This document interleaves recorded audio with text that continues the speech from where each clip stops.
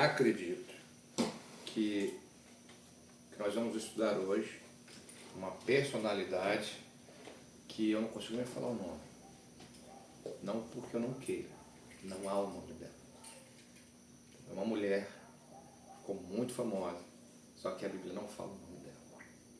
Então, mas nós vamos estudar o nome dessa, vamos estudar essa pessoa. Por quê? Porque lá no livro de Lucas, vamos abrir lá, Lucas 17, no versículo 25, se eu não me engano, deixa eu dar uma olhada aqui, não. Lucas 17, 32, eu preciso que vocês abram a Bíblia, porque para mim é o mandamento mais curto que a gente tem na Bíblia.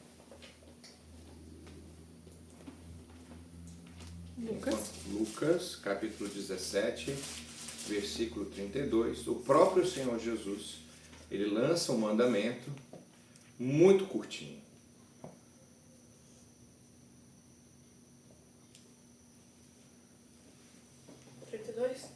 Isso. Evangelho de Lucas, capítulo 17, versículo 32. O mandamento mais curtinho que nós temos na Bíblia.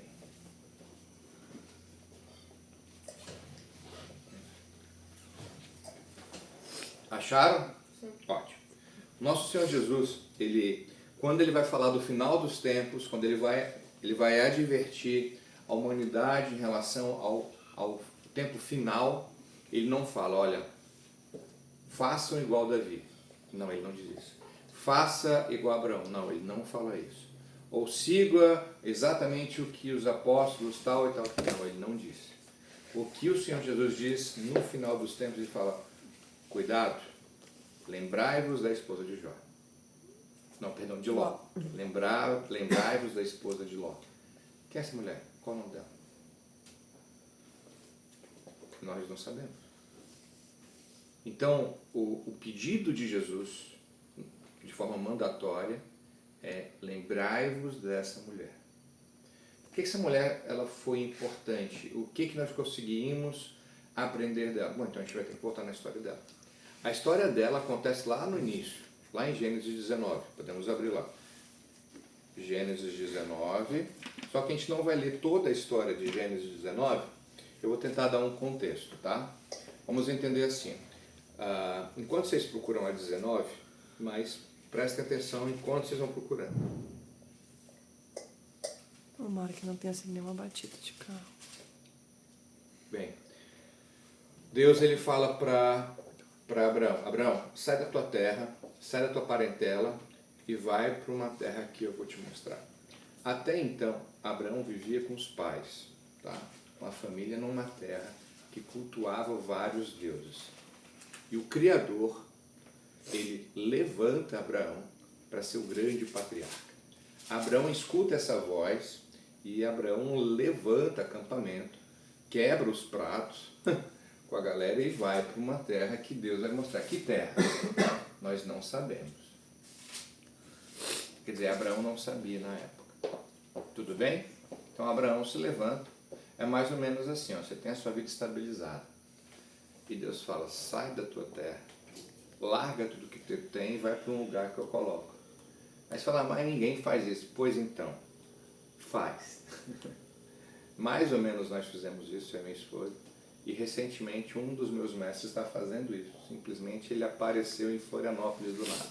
Ele está morando em Florianópolis, me ligou no quinta-feira, estou saindo de Brasília e vai morar em Florianópolis. Aonde? Não sei. Vai trabalhar com quem? Não sei. Mas acabou. O Brasília acabou. Eu falei, olha, não vou dizer que está errado, que está certo. O senhor consultou Deus? Consultei. E o que eu falei para ele serviu de confirmação. Eu falei, meu Deus do céu, agora me colocou no compromisso. Então, ainda há pessoas que ouvem a Deus e fazem esse movimento. Só que Deus foi muito claro. Larga a tua parentela. Abraão, quando se coloca em movimento, é claro, ele passou pelo Egito, ele teve alguns problemas, mas todo o caminho de Abraão, ele foi acumulando riqueza. Não só riqueza como conhecimento, sabedoria. Ele foi ampliando as tendas, quando a gente diz ampliando as tendas, é ampliando os estabelecimentos dele. Ele encontrou uma pedra preciosa chamada lápis lazuli, ele fez comércio com o Egito. né? Ele teve alguns erros, cometeu, só que Deus parou de falar com ele durante um período. E aconteceu então que ele leva, quando ele sai da terra, o sobrinho Ló, porque o irmão dele tinha morrido. E ele quase que, meio que foi o pai de criação do sobrinho Ló. Quando ele levanta a tenda para ir embora, ele e a esposa dele, que era meia-irmã dele, era meia-irmã por parte de pai, ele leva o sobrinho. Só que Deus falou para ele não levar. E o que aconteceu? Tanto ele quanto o sobrinho dele prosperaram demais. E os pastores deles começaram a brigar por pasto. E veio uma leve fome na época e o pasto também não vinha.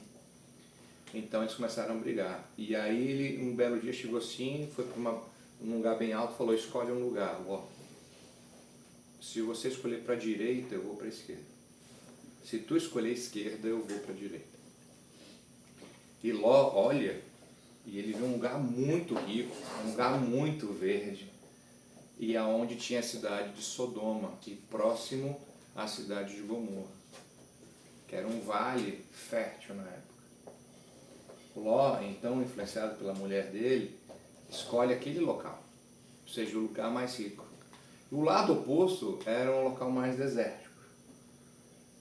Entenderam? Abraão, ele foi generoso. Ele permite que Ló escolha. Onde você escolher, eu vou para o lado oposto. Para que não haja briga entre a gente. Ok? Vocês entenderam a posição de Abraão? Quando ele decide e o sobrinho se afasta, Deus volta a falar com Abraão. Eu até coloquei numa das pregações da semana, né, que às vezes o silêncio de Deus, às vezes, é um sinal de que muitas vezes a gente tem que obedecê-lo para que ele volte a falar conosco. Quando Abraão obedece a Deus, Deus volta a falar com ele. E se passaram-se muitos anos até isso acontecer. Vocês acompanharam?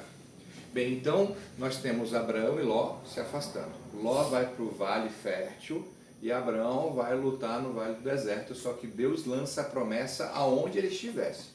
Aonde Abraão estivesse, lá Deus estaria e Deus prosperaria independente de onde ele pisasse. Se ele pisasse na lua, ia ser lá.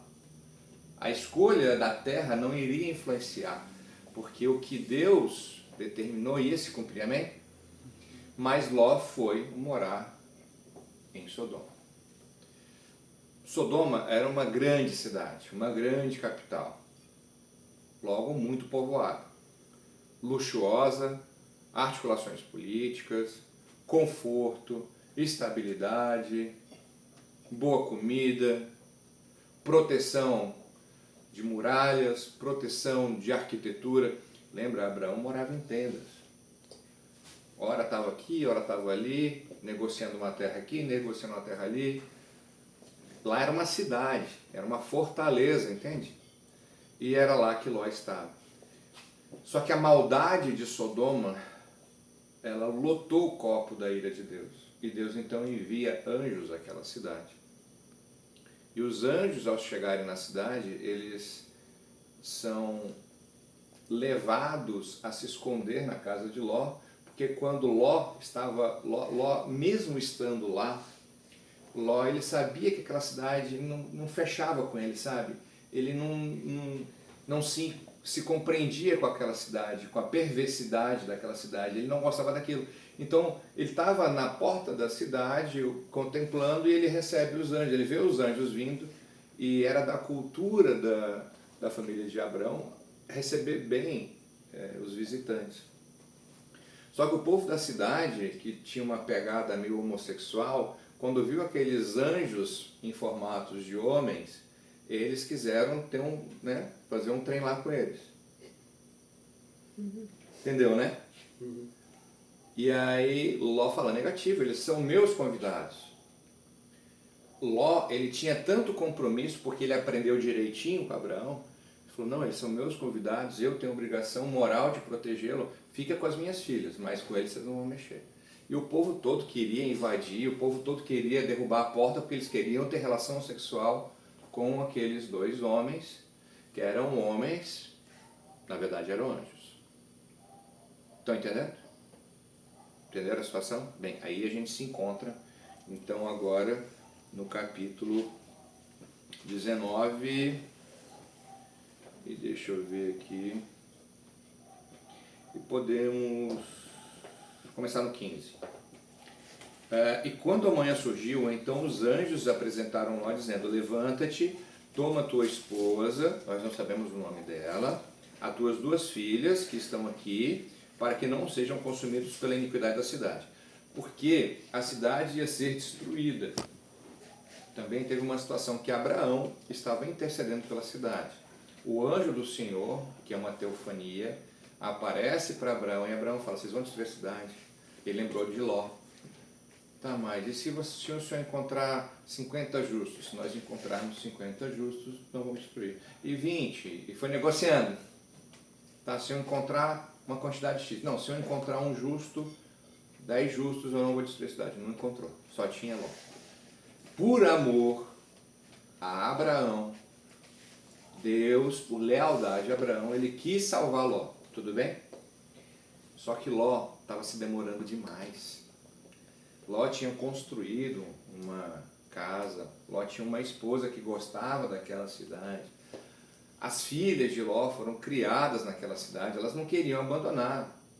E os anjos estavam falando: vão embora, porque Deus vai trazer juízo para essa cidade. E quando fala vai trazer juízo, vou passar, vai fechar a conta da cidade. Deus vai destruir as cidades. Vocês têm que ir embora.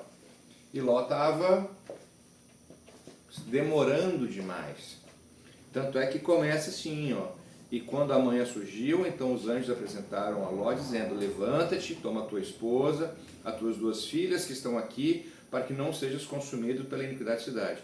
E enquanto ele demorava, ou seja, ele estava demorando, ele estava relutante, ele tinha bens, de certo ele estava assim: nossa, eu vou embora com a mão na frente e uma atrás, eu preciso levar alguma coisa, eu preciso, vender as coisas, eu preciso me preparar. Lembra que eu estou fazendo um paralelo com Jesus. Nós estamos criando um paralelo com Lucas 17, onde o Senhor Jesus falou: no final dos tempos, lembrem-se da mulher de Ló. Não vai dar tempo de você vender nada, não vai dar tempo de você trocar de roupa. Deus está falando: você tem que ficar em constante atenção. Lembre-se da mulher de Ló. E se Deus mandar a gente se levantar daqui e correr para o Vale do Caí, e subir para o Paraná, nós temos que ir. Ah, mas eu não tem nada. Se Deus mandou, vai fazer, entende? Então, voltando.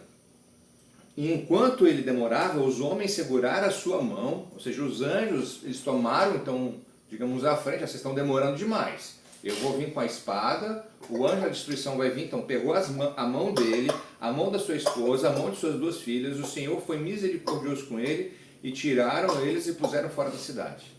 Ou seja, eles por si só não foram. Querido, não é que Ló não tenha acreditado nos homens, nos enviados do Senhor, nos anjos do Senhor. Ele tinha acreditado. O coração dele sim, só que a família dele provavelmente não. As filhas dele provavelmente não. A esposa, que não era culturalmente da mesma descendência de Ló, não entendia isso. Entende? É que nem você tentar falar para quem não é cristão sobre: fica atento, Jesus está vindo. Se eu fosse você, eu se conectava com ele logo. A pessoa está preocupada com isso, querido? O pessoal que está vivendo no mundo está preocupado com isso não. Mas vai chegar um momento, e Jesus que falou, Jesus é que cantou a bola: está chegando o tempo, lembre-se da mulher de Ló, porque não vai dar tempo. E aconteceu que quando os haviam trazido para fora, ele disse: olha só o coração daquela família. O anjo fala assim: cara, foge pela sua vida. O anjo teve que incomodar, pegar pela mão, tirar da cidade e falar, cara, quase que implorando: por favor, foge por sua vida. Não olha para trás, nem fique em toda essa planície, foge para o monte, para que não sejas consumido. Qual a preocupação de Ló? Olha a preocupação. E Ló disse: assim não, meu senhor. Eis que agora teu servo encontrou graça aos teus olhos, e tu magnificastes a tua misericórdia, que mostrastes ao salvar a minha vida. E eu não posso fugir para o monte, para que o mal não me alcance e eu morra. Eis que essa cidade está próxima. Para fugir e é pequena. Zoar é uma cidade próxima. Deixa que eu fuja para lá. Ela é pequenininha, ela é afastada, e a minha alma viverá. E o anjo disse: vê, aceitei a sua proposta, e com respeito a essa coisa, que eu não derrubarei essa cidade pela qual você me pediu. Apressa, porque ele estava lento demais para tomar decisão. Fuja para lá, pois eu não posso fazer alguma coisa contra a cidade até que você chegue lá.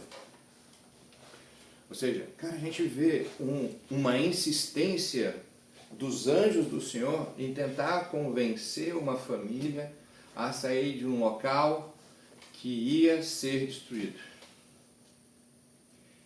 Eu vejo toda a Bíblia insistindo em nos preparar para o fim. Mas não é o fim da eternidade, é o fim do nosso erro. Tem pessoas, inclusive pessoas que vivem a vida inteira dentro da igreja, querido, que simplesmente elas vivem no pecado, ou vivem lembrando de uma glória perdida do passado. E Deus, Ele sonda. Eu estava lendo o livro de Crônicas essa semana, e tem uma passagem que o rei Davi fala para Salomão, seu filho, antes dele ser rei: ande no caminho do Senhor, porque o Senhor sonda os corações, Ele vê o ânimo dessas pessoas. Ou seja, o Senhor, Ele sabe o intento do nosso coração. Sabe, eu estou te oferecendo uma água, mas só Deus sabe dizer se eu estou oferecendo essa água com alegria, com ternura, com mansidão, se eu quero que você tome a água, vai embora logo. Você está entendendo? Só Deus, Ele sabe mensurar o intento de um coração humano, mais ninguém. Mas pastor, por que você está dizendo isso? Porque olha o que vai acontecer. O sol havia se levantado sobre a terra quando Ló entrou em Zoar. Então Ló chegou na cidade que ele pediu, ok? Uma cidadezinha pequena. Então o Senhor fez chover sobre Sodoma e sobre Gomorra enxofre, e fogo do Senhor desceu do céu. Ele derrubou aquelas cidades e toda a planície, e todos os habitantes das cidades, e o que crescia sobre a terra. Ou seja, foi tudo consumido, foi tudo destruído. E aí o 26 me incomoda, que é justamente o que Jesus falou para a gente ter cuidado. Mas a sua esposa olhou para trás, por detrás dele, e ela se tornou um pilar de sal. Ela, quando olha, o problema não foi ela ter olhado. Se Ló tivesse olhado, eu acho que ele não teria virado uma estátua de sal. Porque nenhum dos anjos falou assim: ó, se você olhar para trás, vai virar um sal. Os anjos falaram: não se detenha, não pare até chegar lá, não olhe para trás. O olhar para trás dessa mulher, que nós não conhecemos o nome, foi um olhar saudoso, foi um olhar que ela não queria estar lá, não era um olhar de, nossa, eu nunca mais vou vir nessa cidade, entende? É um olhar, poxa, eu queria estar naquela cidade, eu não queria ter aberto mão daquela cidade. Gente, quantos de nós vivemos numa glória do passado que já não existe mais, ou lembrando de um pecado no passado, ou num pecado atual. A gente vive, às vezes, preso no nosso próprio mundo, no nosso próprio passado, reféns do nosso passado. Aí um dia eu fui assim. Cara, quantas vezes eu ouvi pessoas da minha própria família falando assim: quando eu era mais novo, eu era tal. Cara, já foi, passou, agora tu tem outra idade, agora tu é uma outra pessoa, com novas possibilidades. Sabe, eu bato nessa tecla. Eu não sou, vou falar de mim, eu não sou o Jaime 3.0 de 30 anos, eu sou o Jaime 4.5 de 45 anos. Com novas oportunidades. Mas quando eu tinha 1.8, ou seja, 18 aninhos, eu rendia, certo, beleza, eu fui aquele atleta lá, eu não sou mais, mas agora eu sou um outro estágio, entende? Se eu ficar preso naquele lá, eu fico de forma saudosa e eu não me preparo para o novo de Deus. E às vezes Deus quer fazer algo comigo hoje, eu estou preso lá. E eu fico igual um pilar de sal vivo. vou ser um cristão dentro da igreja, andando, movendo, mas paralisado espiritualmente. Porque o sal ele é bom, ele preserva, ele dá sabor, né? Mas sal demais mata a vida. Sal demais, já tentaram botar sal demais na comida? Sem sal dá pra comer? Dá, é ruim pra caramba, né? Mas dá pra comer, não dá? Sem sal. E sal demais? Sal demais você não come. Com pouquinho sal no feijão, você até come o feijão, 3, 4 colheradas, não fica bem, mas tu come. Agora bota 10 colheres de feijão, não vai. Ele trava. Então, o olhar da mulher de Ló foi um olhar de não cumprimento da palavra de Deus. E quando Deus fala, quando Jesus fala, ó, olhem, aprendam, se lembrem da mulher de Ló. Qual foi o erro da mulher de Ló? Não querer cumprir e ter um espírito saudoso do pecado, um espírito saudoso do conforto, um espírito saudoso da luxuosidade, mas conforto, luxuosidade em meio ao paganismo, em meio àquilo que Deus não se agrada. Vamos começar uma empresa nova, Jaime. Vamos começar uma estrutura nova. Ah, mas eu estou preso aqui. Cara, mas essas tuas relações são relações de daqui a pouco pecaminosas, sabe? Você está envolvido politicamente com pessoas, devendo favores e recebendo favores, e Deus não quer isso, Deus quer te levar para um outro caminho. Longe disso, você tá, mas eu estou preso aqui, o que eu vou fazer? Eu vou abrir mão, como é que eu vou pagar minhas contas? Querido, confia no Senhor. Não olha para trás. Então a passagem em Provérbios diz assim, aquele que colocou a mão no arado não é digno de olhar para trás. Isso é em tudo. Ah, eu sou um marido, vou abandonar minha família. Não, cara, você botou a mão no arado, a outra pessoa pode pipocar, você não vai pipocar. Começou uma amizade comigo, eu não vou pipocar, tu pode pipocar, eu não vou pipocar. Até que ponto nós estamos dispostos a agir mediante a palavra de Deus? Porque eu quis frisar, enquanto Abraão estava com Ló, Deus não falou mais com ele. Quando Abraão obedece o que Deus falou, mas Abraão não obedeceu, obedeceu parcialmente. Ele saiu da terra, ele quebrou os pratos da terra, ele foi para uma terra, ele se colocou em movimento, só que ele levou Ló. Enquanto ele levou Ló, Deus não falou com ele de novo, pessoalmente, assim, sabe? Ele não ouvia mais a voz de Deus. Quando ele se separa, Deus volta a falar com ele. Até falou para interceder pelo próprio sobrinho Ló, quando o Ló ia morrer em meio a Sodoma e Gomorra. Então, assim, esse mandamento, por que você está chamando de mandamento, pastor? Porque foi nosso Senhor Jesus que pediu. Nosso Senhor Jesus, lá no capítulo 17, no versículo 32, ele fala, lembrai-vos da esposa de Ló. É o Senhor Jesus. Se a sua Bíblia ela demarca em cores diferentes que nem a minha, tu vai ver que está marcado em vermelho. Quer dizer que quando é marcado em vermelho, é o Senhor dizendo. É o nosso Senhor Jesus dizendo. O final dos tempos virá e nós não vamos olhar para trás. O Senhor Jesus está vindo nos céus, chamando. Você vai ficar pensando com o teu guarda-roupa? Tu vai ficar pensando no teu carro? Tu acha que eu vou ficar pensando com a minha empresa? O Senhor Jesus está vindo. Está vendo Jesus, porque ele fala que todo mundo verá ele. A gente dá taquicardia, né? Tem algumas pessoas, quando a gente fala no final dos tempos da taquicardia, da apreensão no coração, querido. Existe uma coroa especial para aqueles que almejam a volta dele. A volta de Jesus significa que nós viveremos eternamente e bem-sucedidos. Mas a gente tem que se lembrar da mulher de Ló. Nós não podemos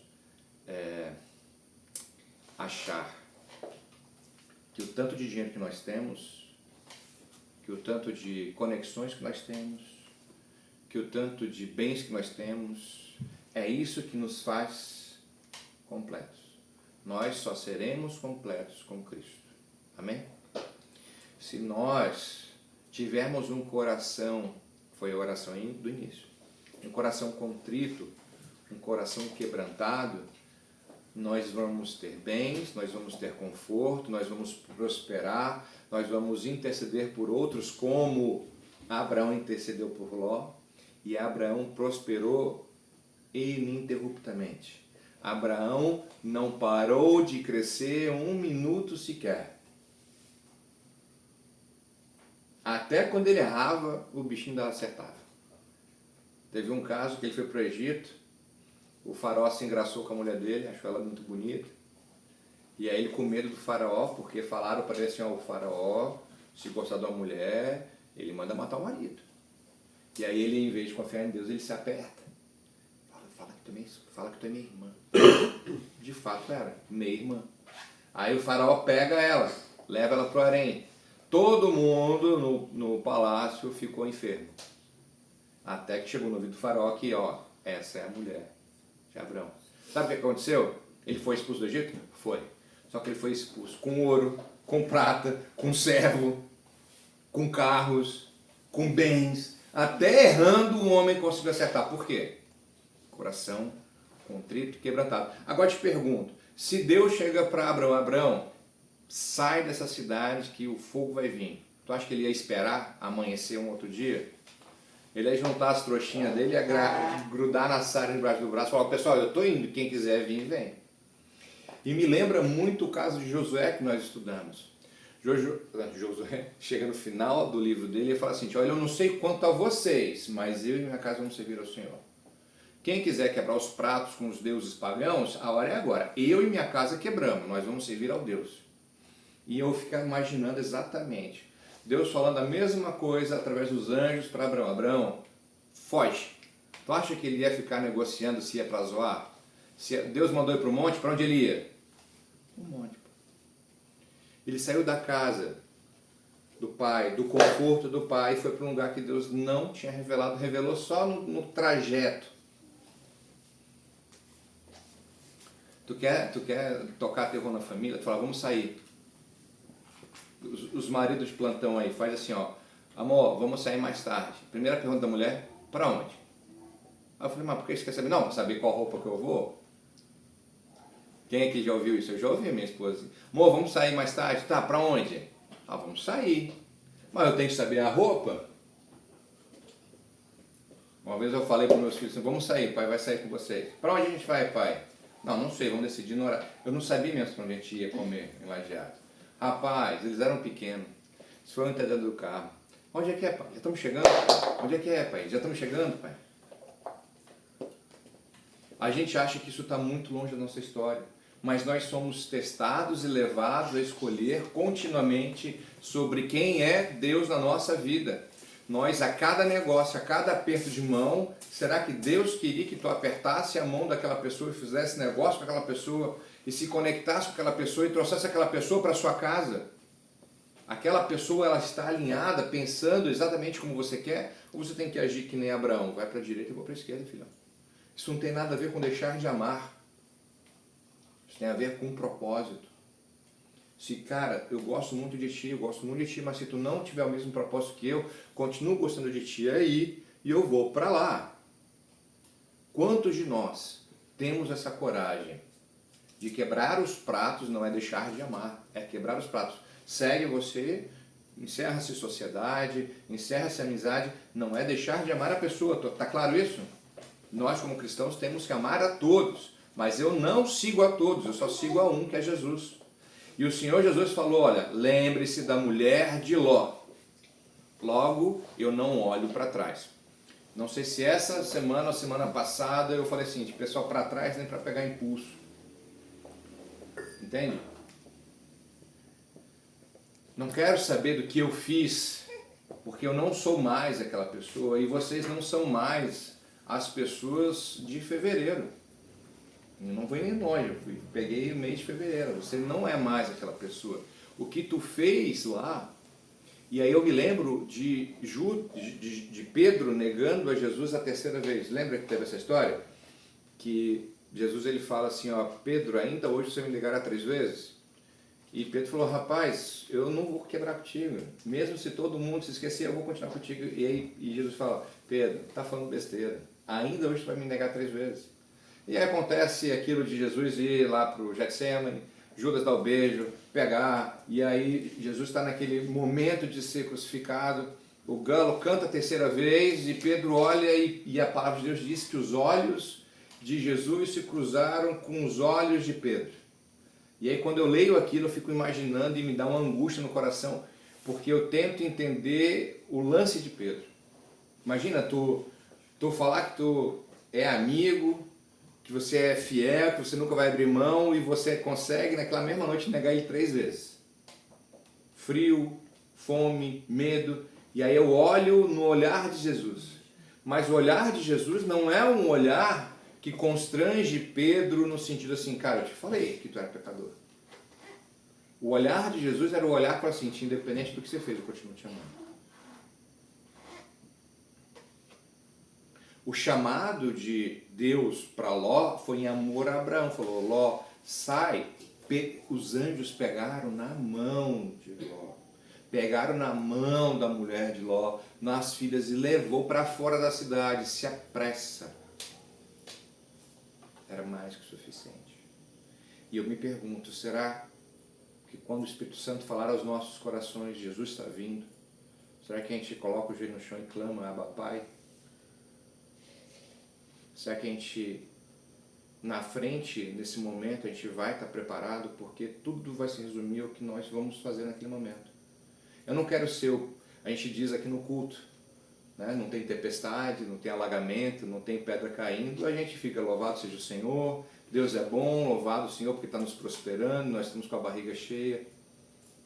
Será que nós vamos negar a Jesus? E será que em algum momento os olhos de Cristo vai se cruzar com os nossos e eu vou ter a sensação de Pedro, de fracasso? Ou eu vou ter a sensação de João, que continuou junto até o final aos pés da cruz de Cristo? Eu não sei, todos os apóstolos tiveram, isso pessoal é uma interpretação minha, todos os apóstolos se entregaram de forma verdadeira, mas eles tiveram mortes horríveis. O único que não viu a morte como os outros foi João. Ele ficou recluso na ilha de Patmos, onde ele escreveu o Apocalipse, né? Jogaram ele dentro de um balde fervente de óleo, ele não queimou, nada aconteceu com ele, mas ele não morreu que nem os outros. E eu acho que foi porque ele segurou até o final. E Jesus falou, olha, aí está aí tua mãe, e aí está teu filho. Ele não deixou a mãe desamparada, e nem ele desamparado. Ele segurou até o final. A pergunta é, vamos conseguir lembrar da mulher de Ló? Uma mulher sem nome, uma mulher que ficou marcada na história, lá em Gênesis, e que Jesus fez questão de lembrar de forma mandatória no final dos tempos. Quando vai ser, pastor? Cara, pode ser amanhã e pode nem ser nessa geração. E não tem a ver com tempo, tem a ver com decisão. Lembra que eu falei para vocês sobre o coração? O que vai mandar é o teu coração. Se o teu coração estiver preparado agora e Jesus vier, não tem problema nenhum. A pergunta é, se Jesus vier e teu coração não estiver preparado? Amém? Bem, então o que nós vamos fazer agora? Santa Ceia.